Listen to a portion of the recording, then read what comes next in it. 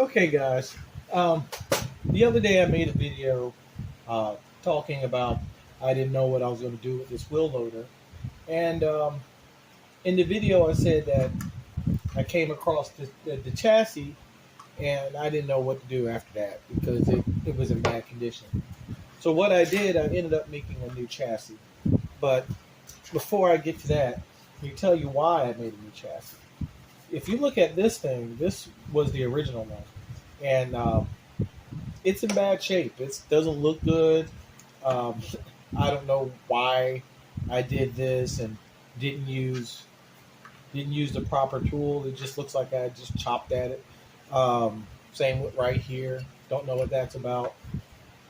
Also, the big thing is I don't know if you can see it in the camera, but if you look at the chassis from the top, it's not straight. It's curved and it's not square. So that led to a lot of problems anyway.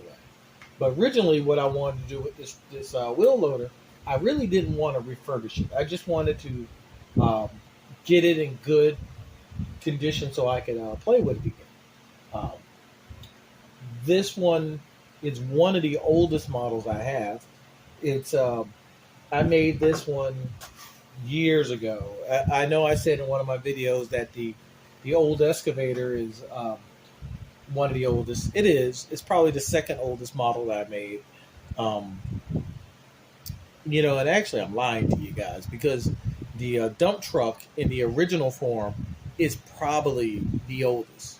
Because now that I'm thinking about it, the way the story goes is I bought the semi truck, and the semi truck was cool, but I wanted a dump truck, so I made a dump trailer.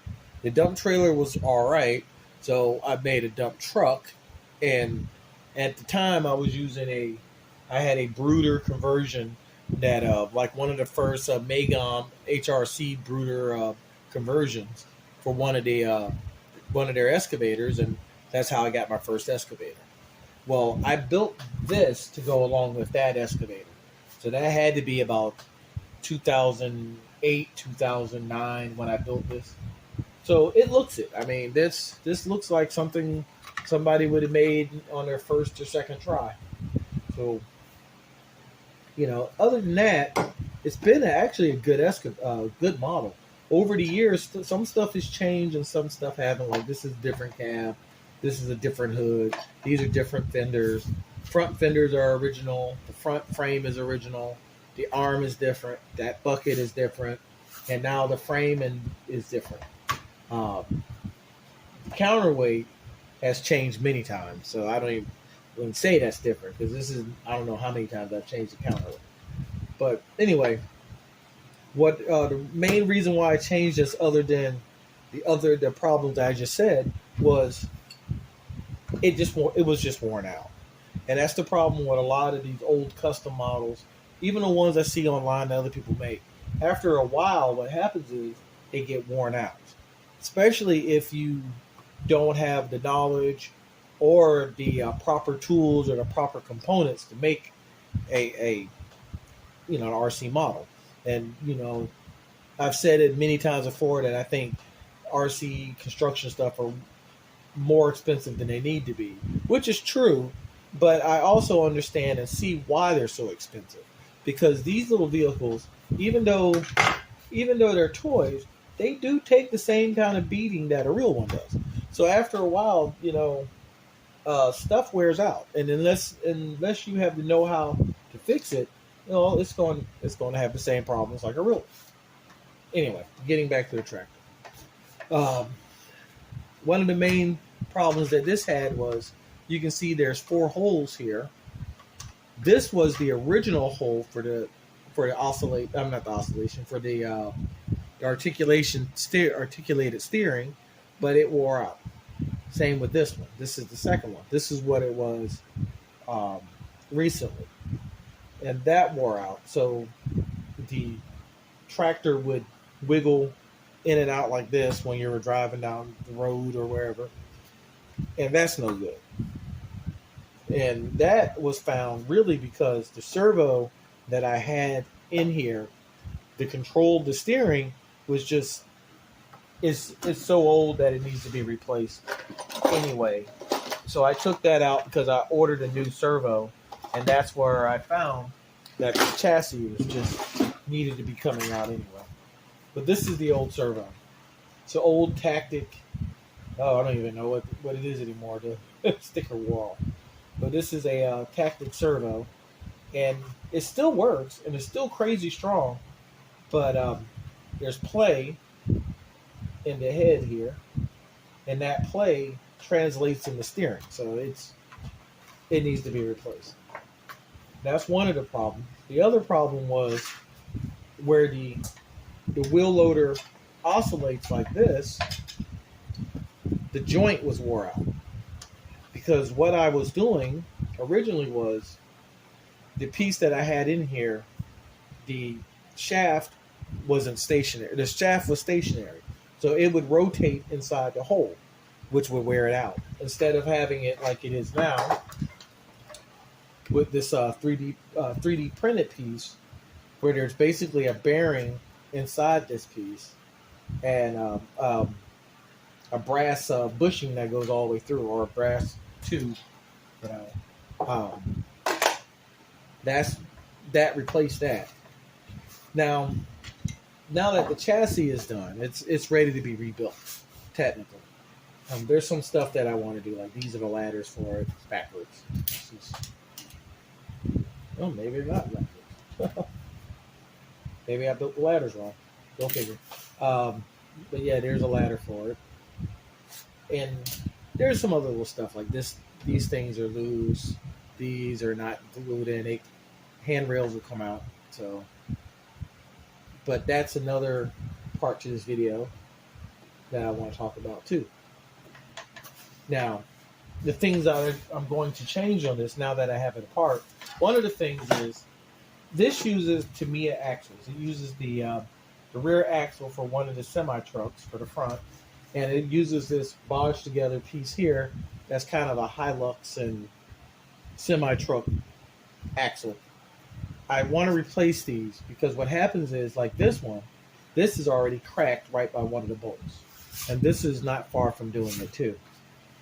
And I want to replace those and use actual steel components. That's why I ordered the axle housings from Leslie, because the components in here are actually good, because I just replaced them in that one, and this is a new axle. So I'm going to replace the axles.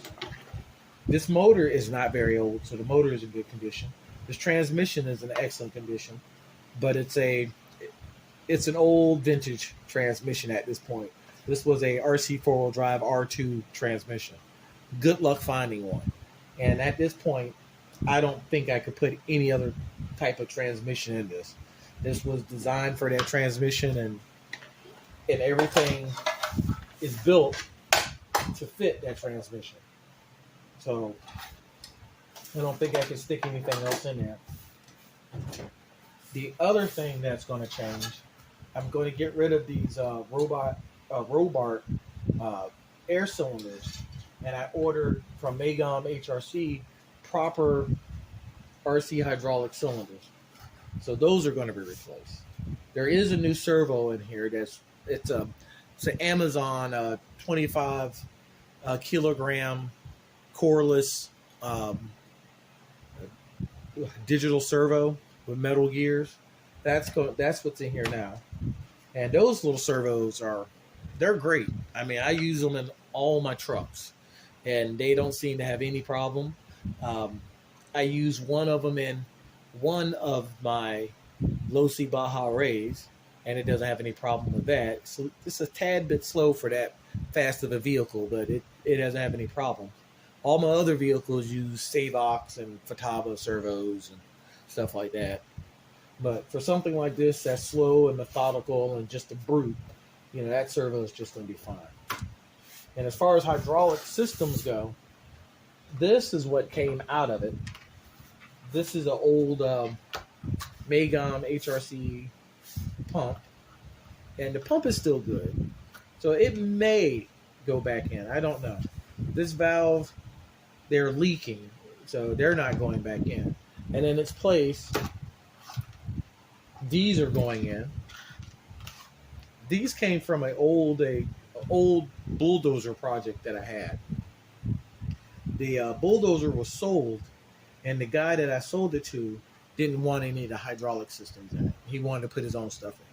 So these are going in, and I'm also thinking about putting this pump in. This is also a Leslie pump, and one of the major changes is that I'm getting rid of these 3mm hoses, and they're all going to the bigger 4mm hose.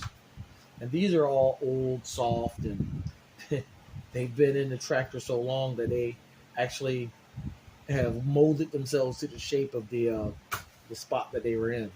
So those are going away too.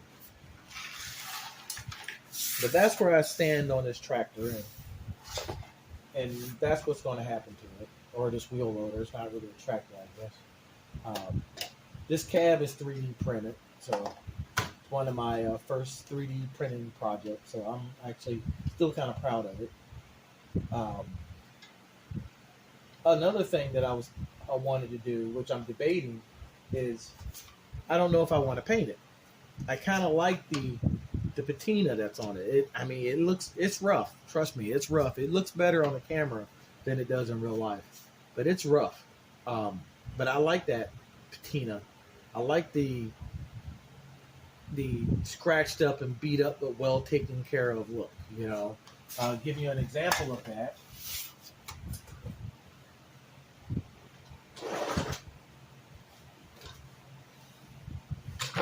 I have my old excavator, and this guy, he is old, he's beat, he's custom built too. This part right here is not straight, but this guy's getting looked at for another project, a rebuild project, because I have another piece of 12 by 12 1/8" aluminum, so I could make a new bottom plate for it and a new mounting plates for the arm, so that's not a big deal. But again, this is very well taken care of. This guy works beautifully. He's ugly as sin, but it works beautifully. That's why I don't really do anything to it. I keep the insides nice and well taken care of. I make sure everything works right, but other than that, it's ugly as sin, but it digs like a beast. So, I like that look. It kind of has that look like what you would see on a job site where, the life of the excavator, it's got leaks on it and nobody cleaned up the leak. They just fixed the problem, and there's dirt everywhere, and you rub your finger across it. Now you got to go and wipe your hand down with some degreaser. I like that look because it looks like it's being used. But at the same time, I do like the perfectly brand new excavator or just equipment. Oh, this guy's always heavy. Like on this guy. This is one of my first projects on this channel. But, this guy, he's pretty. He's dirty now because I just got done using him earlier today. But he's pretty. And I want to keep it that way. So I kind of go both ways on the way that my vehicles look. So I don't know. You guys tell me what you think. Should I keep it? Should I keep the wheel loader dirty and beat, or should I completely tear it down and paint it? Because I got to paint the chassis anyway, so it's kind of one of those I might as well, if I'm going to do it, kind of deals. So anyway, that's the video. The next part, it'll be running. It may be painted, it may not be, and we'll see, because this is not that complex of a vehicle. And that's one of my arguments I have with wheel loaders being as expensive as they are. They're really not that complicated. They're basically RC rock crawlers with an arm built onto them. But anyway, that's the video. See you next time.